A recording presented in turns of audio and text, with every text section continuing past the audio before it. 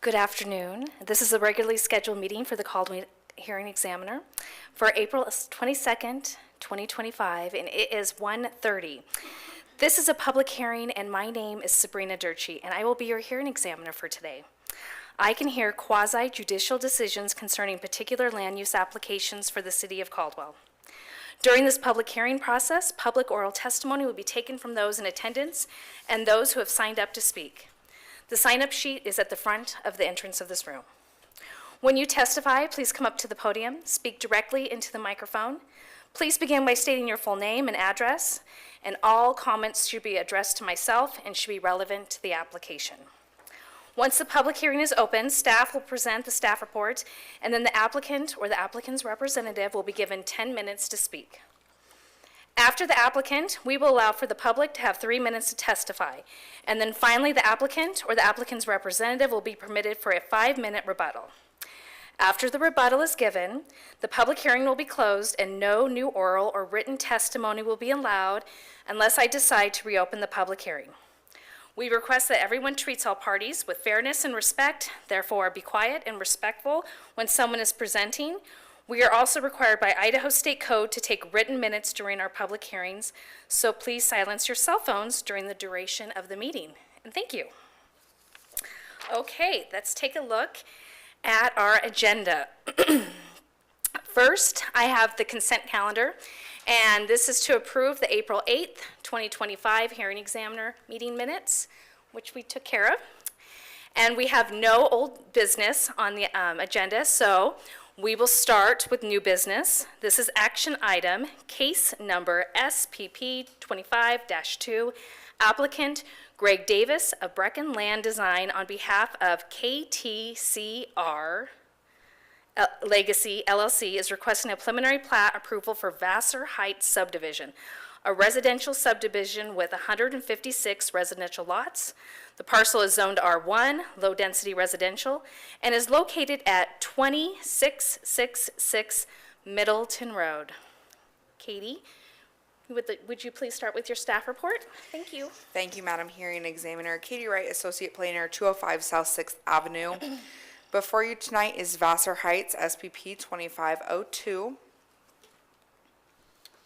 The project location is 54.37 acre parcel located on the southeast corner of Lincoln Road and Middleton Road. The site has frontage along both Lincoln Road and Middleton. The project site is currently surrounded by undeveloped land in all directions, as well as residential to the west, some industrial to the north, and commercial to the south along the highway. There are 5 developments within a 1-mile radius of the subject site that are either actively under construction or have been approved for entitlements.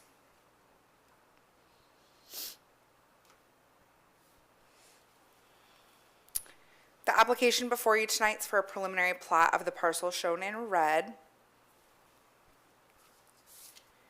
The project site was annexed into the City of Caldwell in 2007 with a development agreement, instrument number 2007-063450. There were no proposed development at the time, and this development would meet the planning and zoning conditions within the original development agreement. There are several design standards within the DA for future single-family homes that will be required at time of building permit. This property is zoned R1, low-density residential. The purpose of R1 zone is to provide areas by zoning procedures in accordance with the comprehensive plan that preserves and enhances single-family residential neighborhoods at low-density standard, which is consistent with the comp plan. Such zones should have a full range of urban services available or projected to be established. The proposed development is surrounded by low-density residential to the east and west, with neighborhood commercial and medium-density residential to the west, and semi-rural residential 1 to the east, medium-density, and highway corridor to the southeast. And then there is county land to the south, and Middleton area of impact is to the north, currently within the county. Staff finds the R1 zone is compatible zoning district next to other low-density zoning. The comp plan place types, neighborhood 2 and low density residential, is consistent with the intent of the comp plan. The proposed densities are compliant with the comprehensive plan. The proposed land use is a single-family residential development within the R1 zone. The applicant's proposing a development consistent of 156 single-family homes on 54.37 acres, with 4 acres that are qualified as open space. The proposed development has been analyzed for compliance with city codes and policies, and staff finds it's compliant with all landscaping and parking requirements, lot size, frontage, and height of buildings, and staff finds the developments in compliance with all other zoning and subdivision ordinances. The applicant is utilizing a code section that allows a reduction of 10% of the required lot size for the underlying zone. This results in no lots being less than 7,200 square feet now or at the time of final plat. The applicant's also requesting an alternative method of compliance is used for the pathway along the lower 5-mile drain. The applicant's requesting an 8-foot pathway with a total of 12 feet of maintained landscaping with 8 feet of natural landscaping, opposed to the 20-foot maintained landscaping code requires for public pathways. The proposed development will have adequate site access, and all utilities are available or will be available as outlined in the engineering staff report. Public agencies were notified and asked to provide comments. The only agencies that had comments were Highway District 4 provided comments for the city to consider, and Valley View School District commented this development will be going into the boundary of the new elementary school, but there are concerns about the large number of projected homes in this area as a whole. And there were no public comments that were received. Staff's recommending the following site-specific conditions. Prior to City Council, the applicant shall provide updated landscape plan that show the following. The public pathway along the lower 5-mile drain to have an 8-foot pathway, 12 feet of maintained landscaping, code-compliant fencing, and all required materials as called out in the city code, and an appropriate number of shrubs spread out in multiple groupings on the micro pathway. 2, prior to City Council, the applicant shall provide elevations that reflect a variety of single-family home heights. And 3, the applicant will be required to submit the CC&Rs to the city staff for review approval prior to recordation. The CC&Rs shall include provisions for an architectural review committee. 4, the design standards are outlined in Condition 38 of the recorded development agreement. Prior to issuance of a building permit for individual lots, the applicant shall be required to provide a letter of approval from the Vassar Heights HOA Architectural Review Committee, verifying compliance with the building design guidelines outlined in the development agreement, the CC&Rs, and city code. 5, at the time of final plat submittals, no additional 10% reduction to the building lot size may be applied. No interior lot, buildable lot as depicted on the approved preliminary plat shall be less than 7,200 square feet in size. And then 6, lot 19, block 1 shall be unbuildable until the proposed sub-street to the south is connected through future development to serve as a hammerhead for emergency services. Staff recommends that if the hearing examiner recommends approval of the request, that such request is subject to the conditions as specified in the findings of facts, conclusions of law, and order of decision. And I stand for any questions. Thank you, Katie. Yeah. Just a couple of follow-up questions. So I heard that our zoning code was approved last night. And so we have the old comp plan. Is this, or the new comp plan that just got adopted, does this application fall under this one or the older comp plan? Thank you, Madam Hearing Examiner. This application does fall under, well, technically it would be compliant with both. Both, okay. But we did analyze it for the new Okay. adopted comp plan. Perfect, and it fits both. and Yes. It's great. You had mentioned that the lot sizes are being reduced by 10%. That's allowed in the old code, I'm assuming. And in the report, you say that you might be concerned that the lots can be reduced if required for relocation, additional storm drainage area, or other requirements that may arise during the final plat. Can you like speak to that a little bit more for me? Yes, thank you, Madam Hearing Examiner. That concern only is there just because if something does come up with engineering for storm drainage or anything like that, they don't have the chance to reduce those lots any further than that 7,200. They would just have to eliminate lots. So that's more of a risk that they would be taking on their end, rather than a major concern. That would just be something that they would kind of have to comply with. And then as far as the public pathway, our requirements is to have the pathway with landscaping on both sides, and they're wanting to have one side as native, natural Madam Hearing Examiner, more or less, really, they're just reducing it by the 8 feet. They have a very large easement for that. Okay. For that drain right there. So they would be having a total of 12 feet of landscaping. That would be, kind of spread out between both sides. And then there would just be the natural embankment of that drain Okay. over there. Okay. And that's under Pioneer irrigation. Yeah, and they would be required still to provide all of the required plantings that would typically be required within the 20 feet. Okay. It would just be a smaller area overall. And then, as far as the DA, so this was originally annexed. It didn't have a preliminary plat, but it had a development agreement. So is there gonna be a modification for city council? Or the DA is still current and active and applies to this site? Madam Hearing Examiner, it does not need to be modified for this development. It was pretty much just a standard template, boilerplate development agreement that went through and was approved and recorded. They did include design standards and some engineering requirements, but there was nothing else substantial Okay. that was required or requested to be Okay, modified. so it's still current and, okay, great. I think that's it for the moment, so thank you. Thank you. Would the applicant or the applicant's representative like to come up? Please state your name and address for the record. John Brecken, 6661 North Glenwood Street, Garden City. Hello. Hello. I have a short presentation here. I'll probably kind of skip through it because Katie did such a great job presenting everything. Some of this is just likely redundant, so we'll kind of save our time. We can flip back to these if need Sure. be for reference. School locations, school district letter, emergency services adjacent. That's kind of an overview of the site, which is a nice reference. This one might be good to look at. You can see where the canal comes through there, and there was the question about the width of the pathway and the open space that we're asking for that to be modified a little bit. You can see there's where the canal comes through. You know, the requirement is to have 10 feet of landscape, 8-foot pathway, and 10-foot landscape on the other side.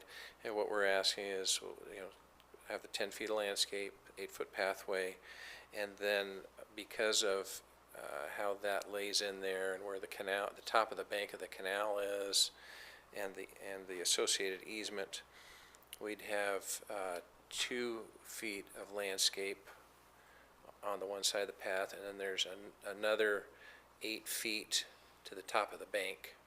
And then that 8 feet of the top of the bank is what would be just a turf seed mix, probably like a dry land seed or something like that. And that's what we're requesting. But we'd still have still meet all the landscape, the amount of landscape would still be there, it just would be dispersed a little bit differently.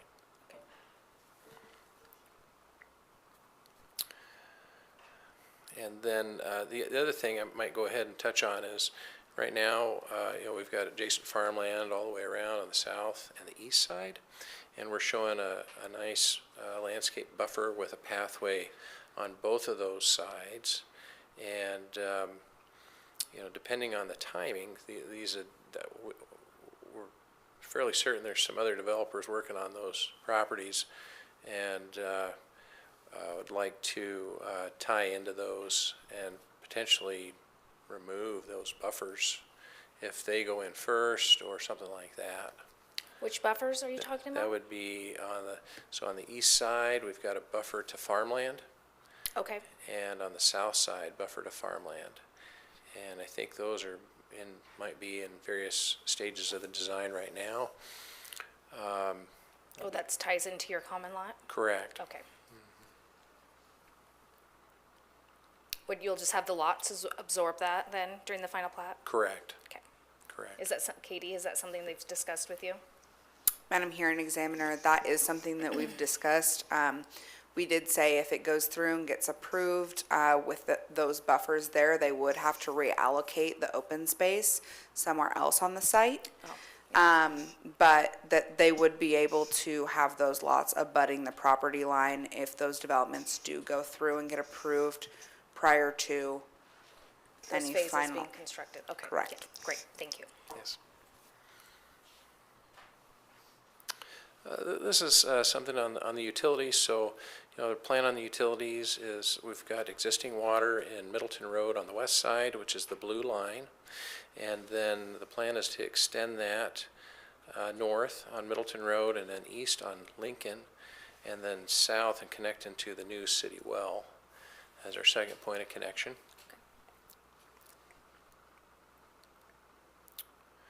And then sewer, this is just a graphic to kind of explain what we've got going on. We've been working with engineering to get this to work, but the long-term plan is to have a new trunk line in Lincoln Road on the north side.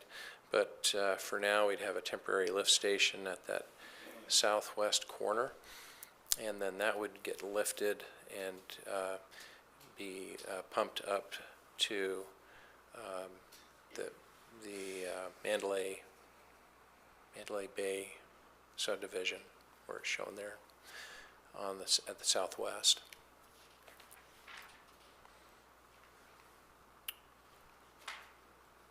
That's just the sewer master plan graphic. Public roadways. This shows the right-of-way dedication on Lincoln and Middleton. This is the kind of the future plans for Middleton Road, and we've been working with staff to figure out these items and the timing of them, and I think we're all on the same page there, and plan to accommodate as we need to. There's the roundabout that's supposed to go in at Middleton to Lincoln, and then there's a little turnaround that will need to go in near that. It'd be the southwest corner of the property. Gravity irrigation and pressurized irrigation. Water's coming from the southeast and flowing to the northwest. And so the plan is to pick up that gravity irrigation and install a pump station to provide pressurized irrigation for the entire property. This is just a graphic of the open space pathways. And here's our phasing plan. Phase 1 would be the southwest corner. And we're planning on having pickleball as one of the amenities. And then lots of pathways in and through the whole place, so it should be very nice. And then here's some of the proposed home elevations. These will be nice homes throughout the development. I think that is it. I'll stand for questions. Great, okay, thank you. I do have some questions. Okay. So the 5-mile drain, we're gonna have a pathway. Looks like you're having one crossing. I'm assuming that'll require a 404 permit. Yes. As far as the drain, have you talked to Pioneer Irrigation? Are they okay with the pathway there? Are you working out an easement for that Yes. with them? We have talked to Pioneer. I'm looking back at Greg because he's been doing a lot of correspondence for us. But Okay. we have contacted Pioneer Irrigation, and that's how we came up with that plan for the Okay. 8 and the 2, that modified section, if They you were will. happy with that modification? Yes. Okay, great. I see Valley View's letter. Have you talked to Joey at all about this application? We have not. Or talked to someone Joe. else would like to respond to that? You want to talk about that, Greg? No. Okay. I guess we haven't talked to Joey in particular, but we could go back and see. We've got the letter. And I think this was school district's response to staff, the letter. Okay. How did the neighborhood meeting go? Well, there weren't very many people. Yeah. Yeah, it went well. Well, Yes, okay, great. yes. And then Katie's comments about maybe the relocation of some storm drainage. I'm assuming you've done your drainage calcs and you know where your storm drainage is going to be at. You don't have to shuffle anything around. Correct. Okay, We've great. done some preliminary calculations and have those identified and those commented lots. Okay, great. I guess, Haley, when I was reading the report, they referenced Mandalay Bay. Are they connecting that to the sewer, or was that for the PI? Because I got confused, I guess I was, Madam Chair, Mandalay, is that this subdivision right here? Okay. Yeah, so that will be for the sewer deviation. As the applicant noted, the ultimate plan for sewer is to shed towards the north into Lincoln Road. We're currently working on a lift station in Lincoln Road that will be able to accept this project. so that's why there's a temporary, that's why he mentioned it's temporary? That is correct. Okay. So we will be meeting later this week to discuss with other developers who will also be contributing to this temporary remedy so that some of these developments will be able to move forward with their sewer systems. Okay, I see. And then for the PI, they will be owning and maintaining their own pump station. Yeah, so typically for PI, we ask that they annex into Caldwell Municipal Irrigation District. So they will be building the pump station and building the associated infrastructure, and then as part of the completion of the improvements, they will dedicate the pump station and infrastructure to Okay. CMID. And that most likely will be the pump station for the other projects in the surrounding area to utilize? There's always an opportunity to, for developers to share a pump station for PI. However, we don't require that they share PI pump stations. Okay. Thank you, Haley. That was my question. And then one follow-up question I had, I'm just reading my chicken scratch. Did Pioneer require any additional fencing due to the drain? Was that discussed? Is that in the landscape plan? Are we going to have fencing required? Madam Hearing safety? Examiner, not exactly. I mean, we'll have fencing at the back of the lots, Okay, but it's a pretty large, open ditch. it's going to be open, okay. Yes. I mean, we plan to, I guess, clean that up as best we can, working with Pioneer, so Okay. that it's more of an amenity, but, Okay, great. I think that's all I have for right now. Thank you. thank you.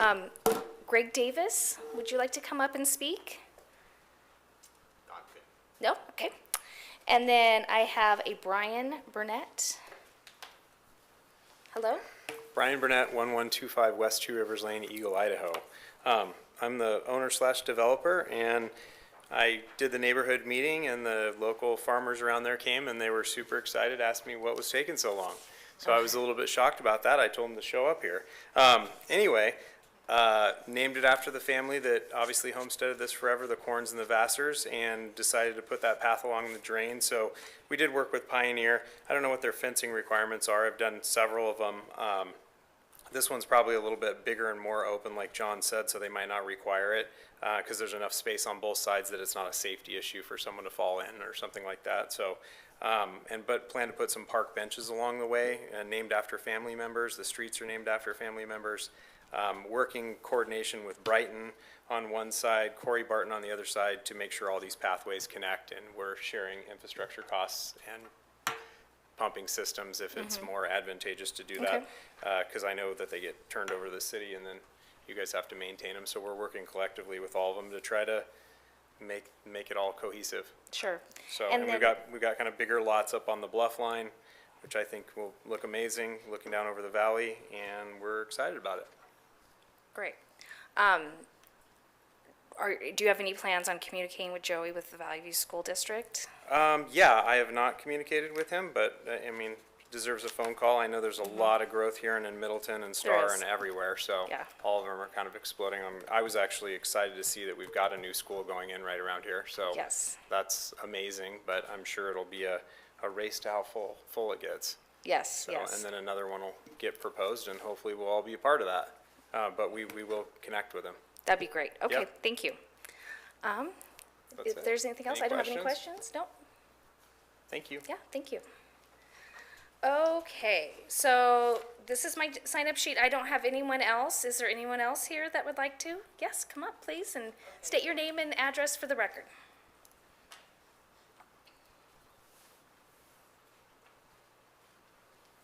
Okay, my legal name is Mary Clark. To go back the records a little farther, for the name that I vote under,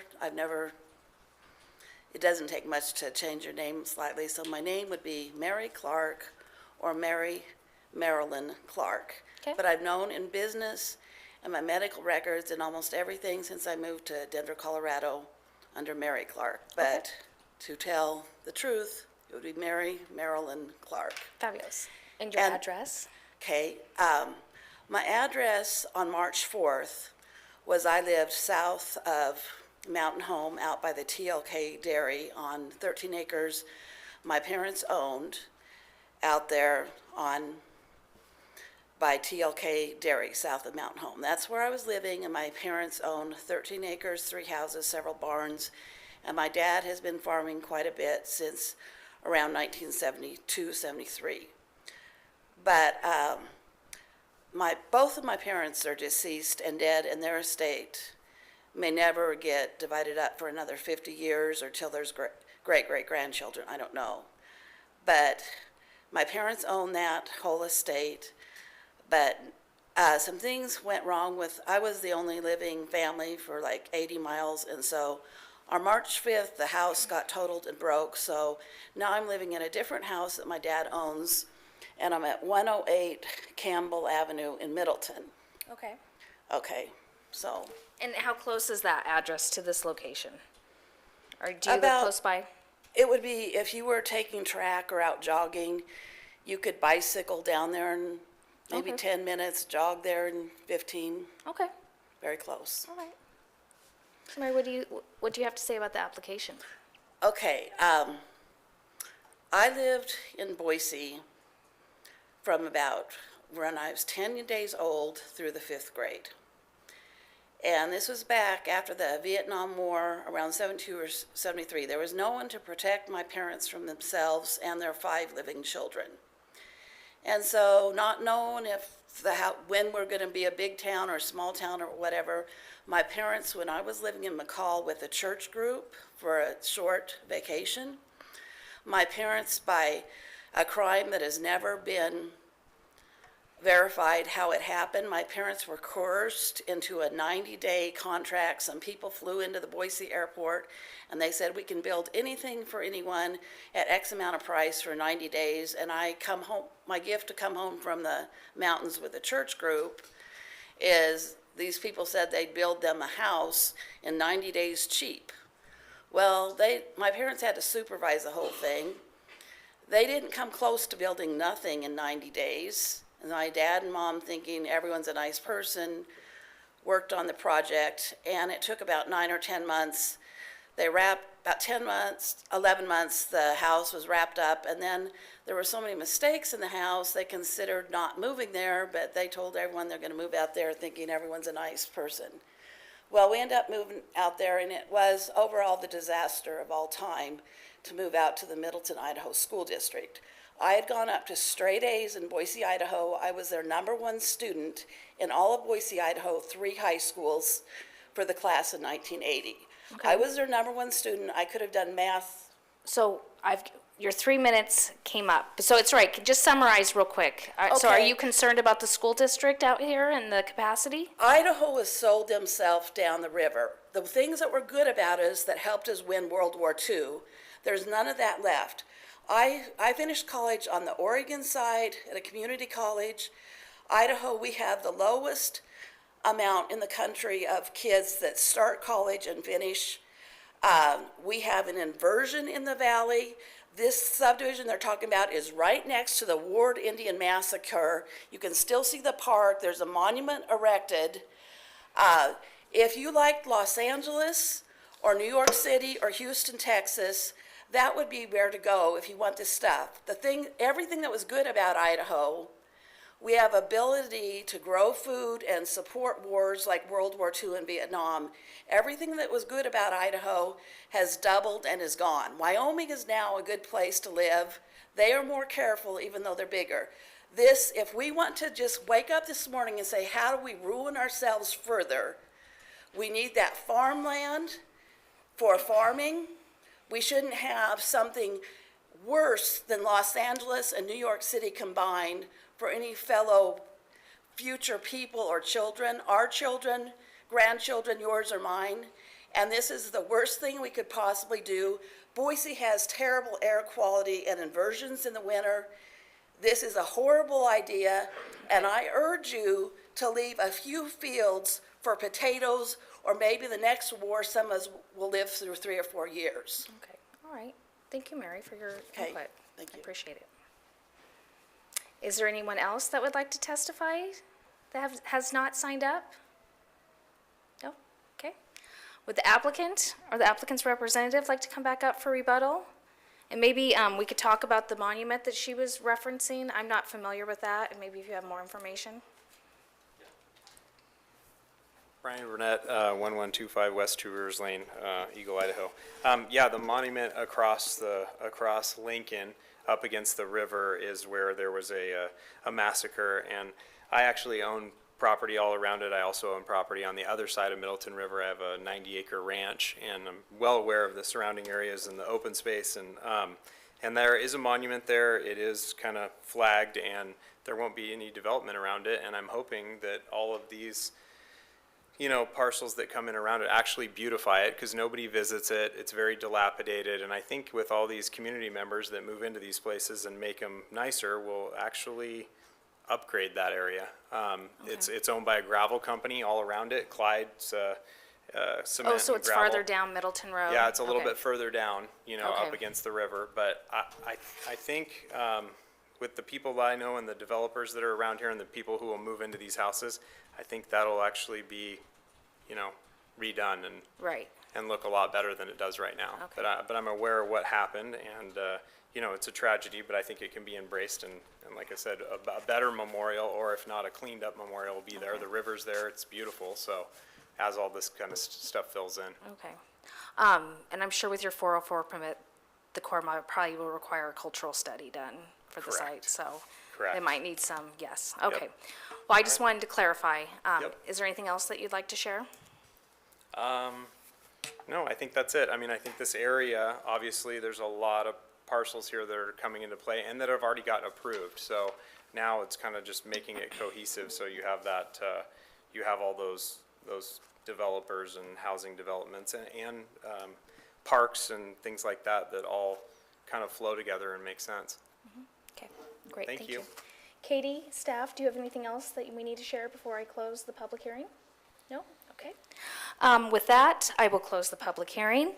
And based on the staff report, testimony, and staff recommendations of conditions, I will recommend approval of Vassar Heights subdivision to City Council. You can go to City Council. That hearing will be probably in a month or two. Notice if you would like to attend. So, thank you. All right, and it is 2:03. We are going to close our public hearing for this afternoon. Thank you, everyone.